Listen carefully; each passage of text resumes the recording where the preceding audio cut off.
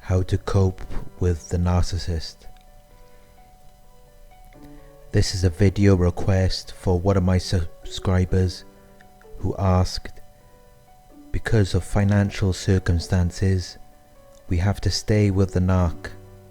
How do we manage our time with them so that we may stay safe and sane until, if ever, we can get out? First, I'd like to begin by describing what you are most likely dealing with in this narcissistic relationship. Understand that nothing a narcissist says, does, or thinks says anything about your value as a person.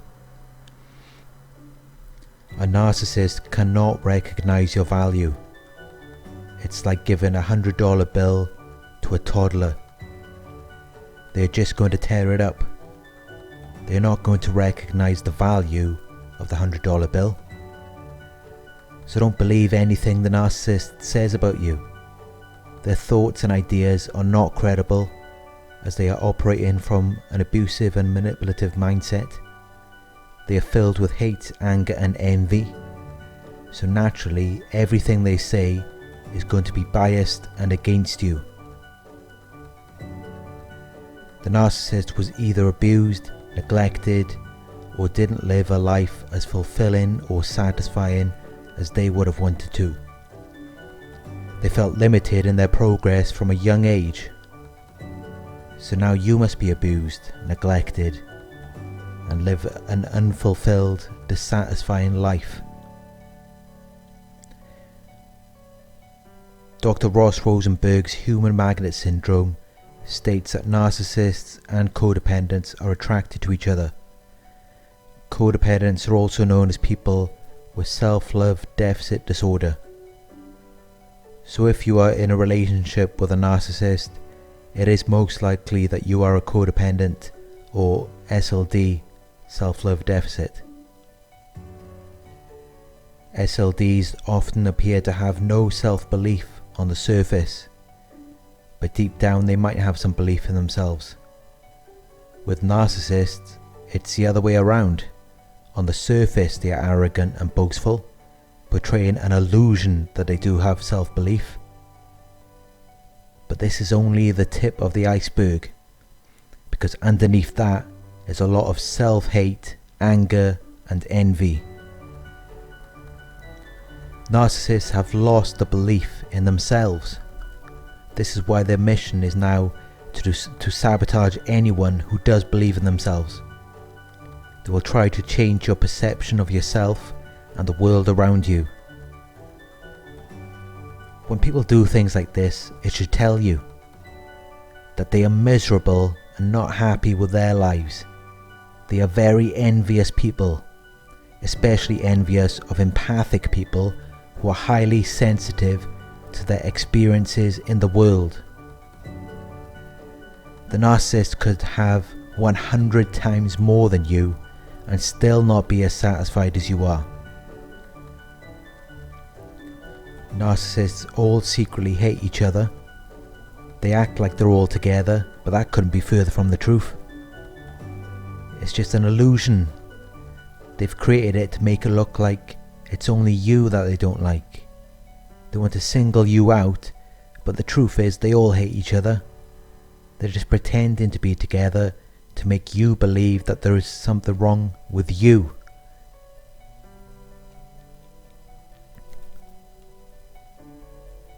If a person felt no hate, anger or envy, there would be no motive to abuse or manipulate another individual. So anytime the narc tries to abuse you, just remember that. Let it be a reminder to you that you are above them and they are obsessively trying to bring you down to their pathetic level.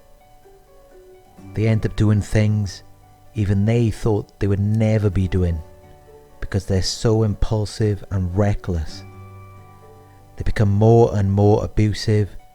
their narcissism becomes biological.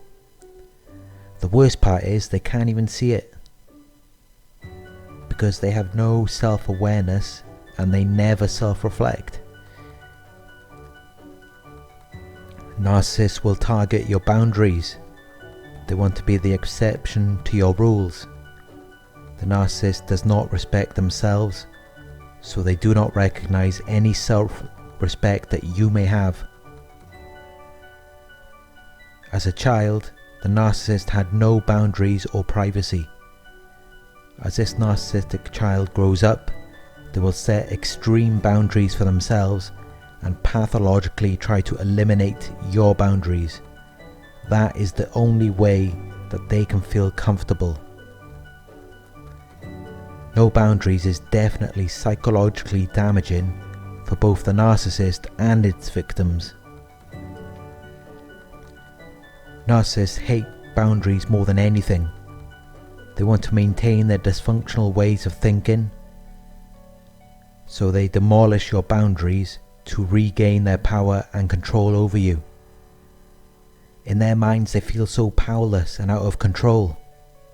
They can't control themselves, so they try to control you. You are also an object or an extension of them. They believe that they own your mind, body, and soul. It is their property and not yours. Your life is their life, and they should be in control of it. They have tried so hard to keep your boundaries down. Now any attempt to rebuild them, no matter how small, deeply hurts them. Breaking your boundaries becomes an addiction to them, where they get a dopamine hit in their brains every time they do it. It becomes an endless obsession, a loop which they cannot get out of, no matter how hard they try. But although they believe they have the power and control by breaking your boundaries, they actually don't. You have total control over them and everything they do. They are dependent on you like a drug, though they can never get that first high. They are living in an endless nightmare, chasing a feeling they will never find. These individuals get themselves caught up in a lot of stuff where they cause self-injuries and self-destruction.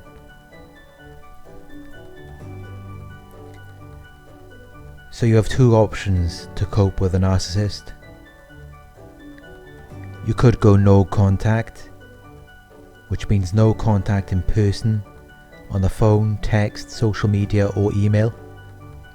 But in most situations, the narcissist will make you financially dependent on them, which is a common tactic they all use to prevent you from leaving the relationship. The only other option is to use the grey rock method. This method can be very effective and should allow you to keep your sanity and positivity while still remaining in the relationship. It involves keeping the narcissist out of your head while they are still in your life. The grey rock method is a method of interacting with a narcissist which creates disinterest. It breaks the supply of energy which you would normally be transferring to the narcissist. It helps to prevent them from sucking the life out of you as they would normally do. You become a dull, grey rock, boring and disinteresting. Narcissists feed off chaos, drama and dysfunction. They will do or say whatever it takes to provoke a negative reaction from you. So the grey rock method involves removing or toning down your reactions to the narcissist. You can either do this all at once, or you can gradually tone down your emotional responses, whether they are positive or negative. Do not tell the narcissist that you're practicing the grey rock method. Limit your conversation and do not reveal your thoughts or emotions to them. Let them do most of the talking and keep your responses as short as possible, 2 or 3 words.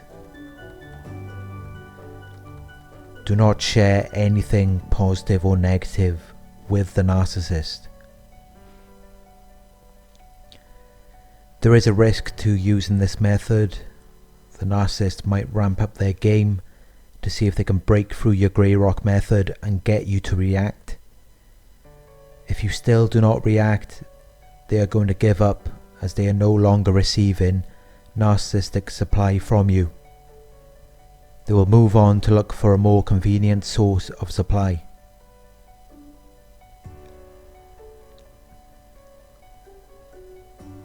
Another risk is that over long periods of time, you could be teaching yourself to live in a dissociative state of mind. You could be dimming your own light. But this risk can be prevented by spending time with people who are not narcissists. You need to have time to be yourself, your true self. Another risk of using the grey rock method is that the narcissist might discard you. The purpose of discarding is for when they see you as not being efficient enough for them anymore. They believe that they have completed their mission. I will do a video on the discard phase of a narcissistic relationship soon. But if there is a possibility that this could happen to you, I would recommend you ensure that you have the financial capability to leave, or supportive family and friends, or anyone else who can help you. You might feel comfortable in your current situation, but ask yourself, is this really how you want to spend the rest of your life? With someone who can never truly appreciate or love you? Someone who can never give you what you want? There is so much more to live for than that, but by now you should know that the narcissist isn't even about that.